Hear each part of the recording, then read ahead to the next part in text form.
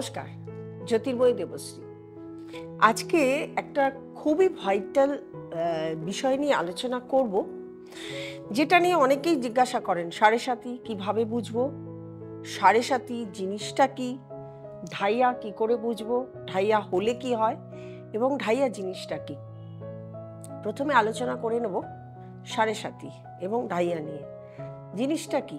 মনুষ্য জীবনে আপনি যে জীবন জন্মগ্রহণ করেছেন এবং আপনি জীবনে যখন থেকেই জন্মগ্রহণ করেছেন তখন থেকেই আপনি কর্ম করছেন। সেই যে কর্ম করছেন সেই কর্মের একটা ফল যে দেয়, সেই ফলটাকে বলা হয় সাড়ে সাতি। কিভাবে সাড়ে সাতি বলা হয়? সাড়ে সাতি হচ্ছে আপনার রাশি বা লগ্ন, তার আগে যখন শনি, আগের ঘরে যখন শনি বসছে, শনি এক এক ঘরে 2.5 বছর করে থাকে। এই 2.5 বছর করে থাকাকালীন অবস্থাতে তিনটে ঘরে যখন থাকছে, প্রথমে রাশির আগে থাকছে, রাশিতে থাকছে এবং রাশির পরের ঘরে থাকছে, এই তিনটে ঘরে যখন যাচ্ছে, পাস করছে, তখন 7.5 বছর কমপ্লিট হচ্ছে। যেমন এক একটি গ্রহ এক একটা ঘরে এক এক রকম ভাবে থাকে। কোনো গ্রহ 2.5 বছর থাকে, কোনো গ্রহ 1 বছর থাকে, কোনো গ্রহ 1.5 বছর থাকে, কোনো গ্রহ 18 দিন থাকে, কোনো গ্রহ 28 দিন থাকে, কোনো গ্রহ 30 দিন থাকে। এটা হচ্ছে গ্রহদের মেয়াদ, কে এক একটা ঘরে থাকবে। সব থেকে বেশি দিন থাকে হচ্ছে শনি গ্রহ, এবং শনি গ্রহ সব থেকে বেশি থাকা অবস্থাতে আমরা ফলটা অনেকটা দিন ধরে পাই, একদিন দুদিন পাই না। যে ফলটা বা যে রেজাল্টটা আমরা পাই সেটা আমরা অনেক দিন ধরে পেতে থাকি। এই হলো শনির সাড়ে সাতি। শনি সাড়ে সাতি যে রাশির উপর এখন পাস করছে, যেমন এখন কুম্ভ রাশিতে রয়েছে শনি এই 2025 সালে মার্চের 29 তারিখে শনি ট্রানজিট করে চলে যাবে মীন রাশিতে। তাহলে কুম্ভ রাশির সাড়ে সাতি আর কতদিন থাকবে?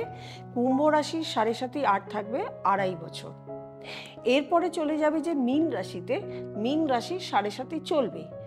মীন রাশির সাড়ে সাতি কত বছর থাকবে? মীন রাশির সাড়ে সাতি থাকবে 5 বছর। তারপরে শুরু হবে মেষ রাশির সাড়ে সাতি। যখনই চলে যাবে মীন রাশিতে শনি, তখনই মেষ রাশির সাড়ে সাতি শুরু হবে এবং এই সাড়ে সাতি চলবে মেষ রাশির 7.5 বছর। এবং এই যে রাশির যে পরিবর্তন করছে, এর সঙ্গে সঙ্গে ঢাইয়া শেষ হয়ে যাচ্ছে। কর্কট রাশিদের ঢাইয়া শেষ হয়ে যাচ্ছে, আর মার্চের 29 তারিখ শেষ হয়ে যাবে। শুরু হবে ঢাইয়া সিংহ রাশির। সিংহ রাশির ঢাইয়া কি শুরু হবে? রাশি থেকে যখন অষ্টম ঘরে শনি যায়, তখন সেটা অষ্টম ঢাইয়া হয়। সিংহ রাশির অষ্টম ঢাইয়া থাকবে 2.5 বছর। আর বৃশ্চিক রাশির ঢাইয়া চলছিল, সেই বৃশ্চিক রাশিরও ঢাইয়া শেষ হয়ে যাবে এবং এবারে শুরু হবে ধনু রাশির ঢাইয়া। ধনু রাশির ঢাইয়াও চলবে 2.5 বছর, মানে ধনু রাশিতে চলবে মার্চের 29 তারিখ থেকে শুরু হবে, সেই ঢাইয়াও চলবে 2.5 বছর। তাহলে এই যে সামনে মীন রাশিতে যখন চলে যাবে, আমি বলেই দিলাম কোন কোন রাশির সাড়ে সাতি কত বছর চলবে এবং কোন কোন রাশির ঢাইয়া কত বছর চলবে।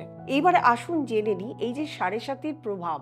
এই সাড়ে সাতির প্রভাবটা আমাদের, আপনি ধরুন আপনি আপনার রাশি জানেন না, আমি ধরে নিলাম সাপোজ আপনি আমার প্রোগ্রাম দেখছেন, আপনি আপনার রাশি জানেন না, কিন্তু আপনার যে সাড়ে সাতি লেগেছে বা আপনার যে ঢাইয়া লেগেছে, সেটা আপনি বুঝবেন কি করে? প্রথমেই দেখবেন যে আপনার যখন সাড়ে সাতি লাগছে, তখন কর্মের জায়গাতে আপনার একটা ডিস্টার্ব হওয়া শুরু হবে, একটা মেন্টাল প্রেশার শুরু হয়ে যাবে কর্মের জায়গাতে।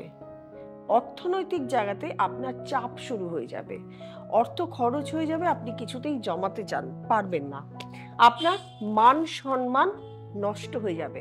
ধরুন আপনি কোনো ব্যবসা করেন, আপনার সেখানে কাস্টমার আসা কমে যাবে, আপনার লোক না আসলে, আপনার কাছ থেকে জিনিস প্রোডাক্ট না কিনলে আপনি তো সেই ব্যবসাটা এগিয়ে নিয়ে যেতে পারবেন না।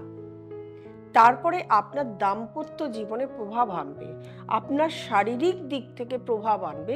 শরীরে অসুস্থ হলে সহজে সেই রোগটা কমবে না, অনেক দিন ধরে টানবে। এবং আপনি যদি অসুস্থ থেকে থাকেন, ধরুন আপনার কোনো রোগ রয়েছে, সেই রোগটা কিন্তু সহজে মিটবে না, সেই সময় রোগটার বাড়াবাড়ি হতে থাকবে এবং আপনার জীবনে প্রচুর শত্রুতা আসবে।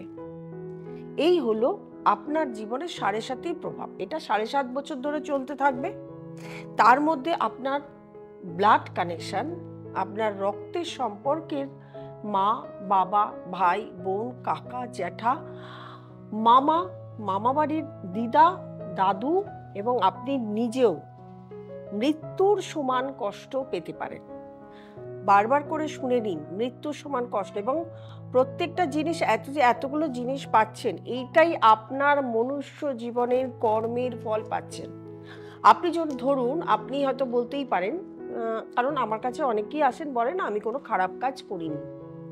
আপনি যদি 2%ও খারাপ কাজ করেন বা 2%ও যদি আপনি কোনো খারাপ কাজ করে ফেলেছেন বা খারাপ মনোবৃত্তি করে ফেলেছেন, বলে ফেলেছেন, ভেবেছেন, তার জাজমেন্ট, তার পানিশমেন্ট, তার বুলডোজার হিসাবে আপনাকে 200 টাইমস বেশি কষ্ট দেবে এই শনি মহারাজ।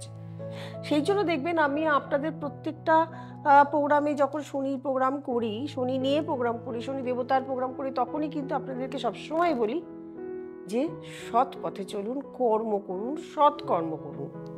শনি দেবতা দেখেন যে আপনি আপনার নিজের জন্য ছাড়া সমাজের জন্য কি করেছেন, সমাজকে আপনি কতটা উন্নতি করেছেন, সমাজকে আপনি কি দিয়েছেন উইদাউট এনি কোনো এক্সপেকটেশন।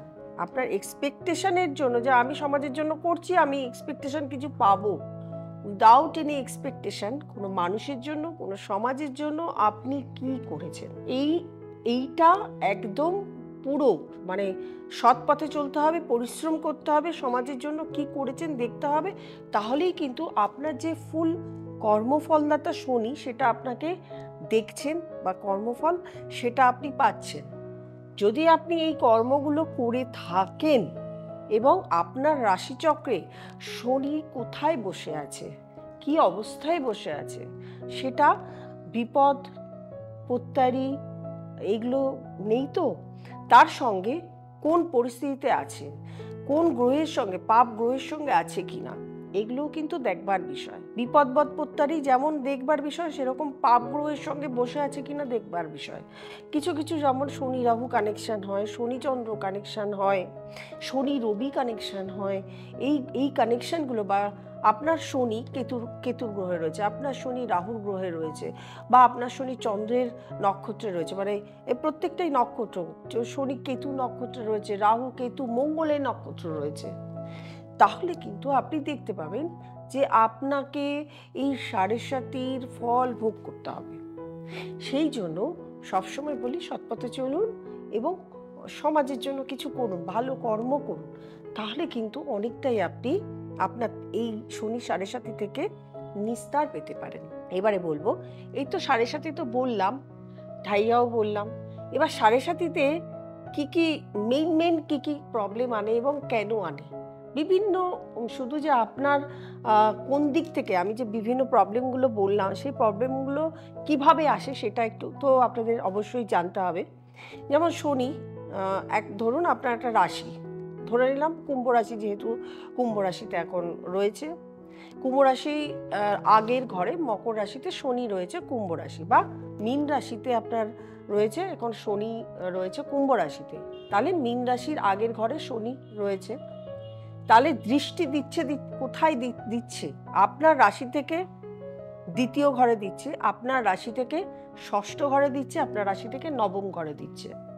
তাহলে রাশি থেকে যখন দ্বিতীয় ঘরে দৃষ্টি দিচ্ছে তখন কি হচ্ছে, আপনার অর্থের দিকে প্রবলেম দিচ্ছে। একটু আগে আমি বলেছিলাম কোন কোন দিকে প্রবলেম দেয়। যখন ষষ্ঠ ঘরে দৃষ্টি দিচ্ছে তখন কোথায় দিচ্ছে, তখন আপনার শত্রুতা বাড়ছে, কর্মের জায়গায় প্রচুর পরিমাণে শত্রুতা বেড়ে যাবে। এইবারে যখন নবম ঘরে দৃষ্টি দিচ্ছে, নবম ঘর আমরা জানি ভাগ্যের ঘর, আপনার ভাগ্য বিড়ম্বনা দেবে। তাহলে কি হয়ে গেল, যখন আপনার আগের রাশিতে ঢুকলো তখন এই 3টে জিনিস আপনার উপর প্রেশার দিল। এইবারে যখন আপনার রাশিতে যাচ্ছে তখন তৃতীয়, সপ্তম, দশম ঘরে দৃষ্টি দিচ্ছে। এবার রাশিতে যাচ্ছে তখন রাশির একটা চাপ, রাশিতে বসছে, আপনার শনি চন্দ্র কানেকশন হচ্ছে, তখন তো একটা মেন্টালি চাপ। তৃতীয় ঘরে দৃষ্টি দিচ্ছে মানে আপনার রিলেশনগুলো নষ্ট হয়ে যাবে, যে কোনো সম্পর্ক, ভাই বোনের সঙ্গে সম্পর্ক, মা বাবার সঙ্গে সম্পর্ক, প্রেমজ সম্পর্ক, যে কোনো সম্পর্ক বা বন্ধুত্বের সম্পর্ক, সেই সম্পর্কগুলো আপনার নষ্ট হয়ে যাবে। যখন আপনার সপ্তম ঘরে দৃষ্টি দিচ্ছে তখন আপনার কর্মের ক্ষেত্রে তো দিচ্ছি, তার সঙ্গে দাম্পত্য জীবনে একটা প্রভাব আছে। কর্মক্ষেত্র বলতে আপনি চাকরি করেন বা ব্যবসা করেন, সেক্ষেত্রে কর্মক্ষেত্রে আপনাকে একটা প্রভাব দেয়। এইবারে দশম ঘরে যখন দৃষ্টি দিচ্ছে তখন আপনার কর্ম, আপনি কি কর্ম করছেন এবং তার কি ফল পাচ্ছেন। তার মানে আমি যদি ব্যবসা করি, ব্যবসাটা তো একটা কর্ম, সে কর্ম থেকে আয় কি হচ্ছে, আয়ের জায়গাটা আপনার নষ্ট হয়ে যাচ্ছে। এইবারে আপনি যদি চাকরি করেন, তাহলে সেই জায়গায় যদি আপনার শত্রুতা হয়, চাকরি চলে যাওয়ার সম্ভাবনা থাকে, বা আপনাকে চাকরি বাধ্য হতে হবে যে চাকরি থেকে রিজাইন আপনি দিচ্ছেন। তাহলে আপনার রাশিটা পেলেন। এবার রাশির থেকে যখন পরের ঘরে যাচ্ছে, তখন কোন কোন রাশি থেকে কোন কোন ঘরে দৃষ্টি দিচ্ছে, তখন চতুর্থ ঘরে দৃষ্টি দিচ্ছে, অষ্টম ঘরে দৃষ্টি দিচ্ছে, মানে 11th হাউস, 11তম ঘরে দৃষ্টি দিচ্ছে। তাহলে চতুর্থ ঘরে যখন দৃষ্টি দিচ্ছে তখন কি হচ্ছে, তখন আপনার বাস্তুতে এফেক্ট আসছে, আপনার শারীরিক এফেক্ট আসছে। এমনিতেই 4th হাউস আপনার চেস্ট, সেখানে একটা এফেক্ট আসতে পারে। আপনার বন্ধু বান্ধবের সঙ্গে ঝামেলা হতে পারে, বাস্তুতে তো হবেই ঝামেলা। এবং আপনার মা বাবা যে কারোর শরীর খারাপ হতে পারে। যখন 8th হাউসে দৃষ্টি দিচ্ছে তখন আপনার শারীরিক প্রবলেম শুরু হয়ে যাচ্ছে। আপনি যদি অসুস্থ থেকে থাকেন এমনি, তাহলে আপনার সেই শারীরিক প্রবলেমটা সেই সময় বাড়বে। আপনি যদি অসুস্থ না থাকেন, তাহলে কোনো না কোনো রোগ আপনার হবে এবং সেই রোগটা দেখা যাবে বহু দিন ধরে আপনি ট্রিটমেন্ট করছেন, আপনার সারছে না। এবার এইখানে কিন্তু বলা যাবে না সঠিকভাবে যে সে রোগটা কি সেরেই যাবে কি যাবে না, কারণ আমি আপনার চার্ট জানি না, পার্সোনালভাবে চার্ট জানি না, দেখিনি। আমি এখান থেকে যতটুকু জানি রাশির সাড়ে সাতির ফলাফলটা, সেইটুকুই আমি আপনাদেরকে বলছি। তারপরে যখন 11th ঘরে যাচ্ছে, 11th ঘর হচ্ছে আপনি যে কর্ম করছেন তার শেষ, মানে রেজাল্ট। আপনি কর্ম শুরু করছেন, সে কাজটাকে শেষ করতে পারছেন কিনা, মাঝপথে আটকে যাচ্ছে কিনা, এটা পুরোটাই হচ্ছে 11th হাউস।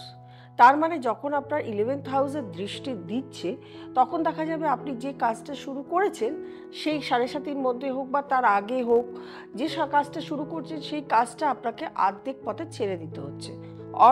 কিসের অভাবে? হয় অর্থের অভাবে, নাহলে আপনার শারীরিক প্রবলেমে, নাহলে আপনার শত্রুতার, কর্মের জায়গায় প্রচুর শত্রুতা হয়ে গেছে। বিভিন্ন দিকের প্রবলেমে আপনাকে কাজটাকে বন্ধ করে দিতে হচ্ছে। তাহলে মোটামুটিভাবে আমি বোঝাতে পারলাম যে সাড়ে সাতির কি দৃষ্টি থাকে এবং সেই দৃষ্টির ফলে কি কি প্রবলেম আপনার জীবনে, চাকরির জীবনে, আপনার শারীরিক জীবনে, এবং যদি কেউ স্টুডেন্ট থাকে তাদের কি হয়।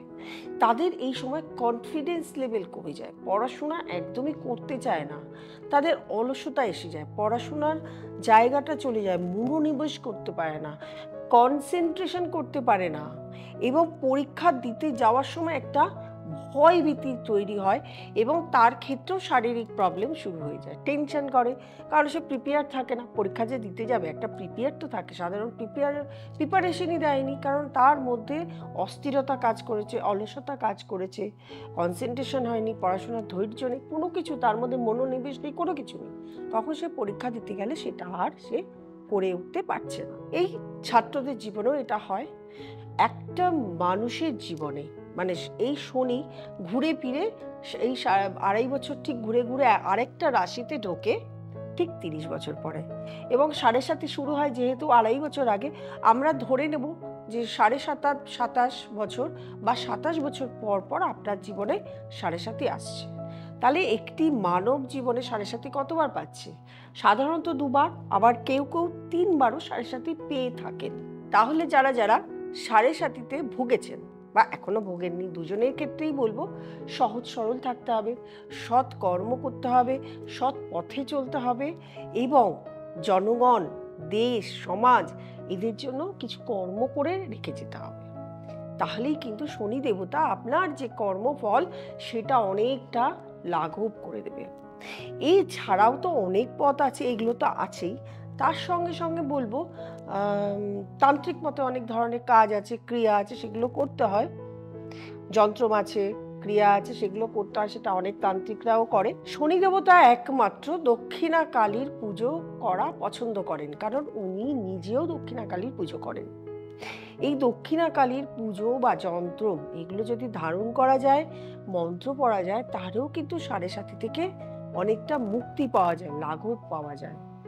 সব যে কোনো কর্মের বা যে কোনো কিছুর ফল তো আপনি পাচ্ছেন, কিন্তু আপনি কর্ম করে ফেলেছেন, সেই ফলটা তো আপনি প্রাপ্তি পাবেন, কিন্তু সেই প্রাপ্তি থেকে যাতে কম প্রাপ্তি, কম ফল, কম খারাপ পেতে হয়, তার জন্য আপনাকে কোনো না কোনো দেবতাকে পুজো করতে হবে।